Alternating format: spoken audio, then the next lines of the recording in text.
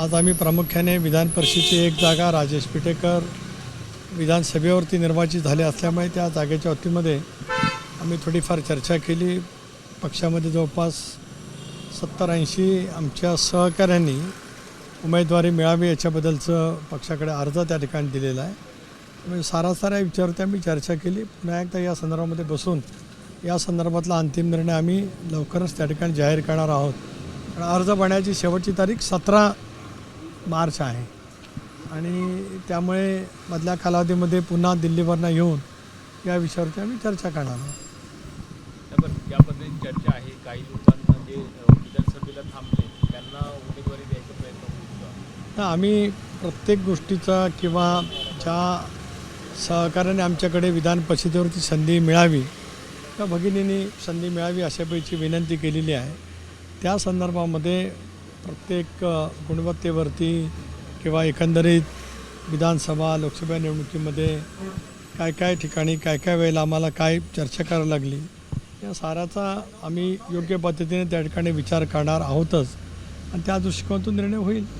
स्वाभाविकच आहे की एका जागेसाठी ज्यावेळेला अनेकांची इच्छा असते त्याला काय सर्वांनाच उमेदवारी देता येणार नाही। एकच राष्ट्रवादी काँग्रेस पक्षाकडनं विधान परिषदेवरती निर्वाचित होणार आहे, त्यामुळे थोडीशी आमची कसोटी आहेच। पण मनधरणी बाकीच्यांची कशी केली जाणार, कारण तुम्ही म्हणताय 60 ते 70 जणांचे नाही, शेवटी पक्षामध्ये किंवा कुठल्याही राजकीय पक्षामध्ये जितक्या जागा असतात त्याच्यापेक्षा अधिक इच्छुक असतातच आणि इच्छुक असणं प्रत्येकाचा नैसर्गिक हक्क आहे। राष्ट्रवादी काँग्रेस पक्ष चव्हाणसाहेबांच्या विचारधारावरती चालणारा, लोकशाहीच्या विचारधारेवरती चालणारा पक्ष असल्यामुळे स्वाभाविकपणाने आमच्याकडे अर्ज करतात, इच्छा व्यक्त करतात आणि ती त्यांची इच्छा त्याच्याबद्दलचा चर्चा करणं स्वाभाविक पक्ष नेतृत्व म्हणून आमच्या सर्वांची जबाबदारी आहे। एक दुसरं महत्त्वाचं मुद्दा आहे की धनंजय मुंडे आज या बैठकीला होते। खरं तर राजीनामा दिल्यानंतर पहिल्यांदाच तुमच्या कोर कमिटीच्या बैठकीवरती आले, त्यांचं पुनर्वसन केलं जाईल किंवा त्यांच्या जागी मंत्रिपदाला कोणाला संधी देण्याची त्या संदर्भात आज विषय आमच्या अजेंड्यावरती नव्हताच।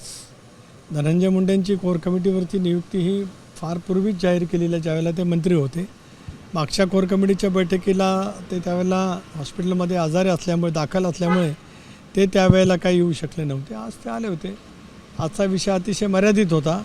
त्याचबरोबर ते आगामी कालावधीमध्ये काही पक्षप्रवेश असू शकतात, पक्षाचं संघटनेचं कामाची चर्चा केली, सभासद नोंदणीच्या बाबतीमध्ये सुद्धा अधिक सक्रिय कसं होता येईल याचा आम्ही साकल्याने विचार केला।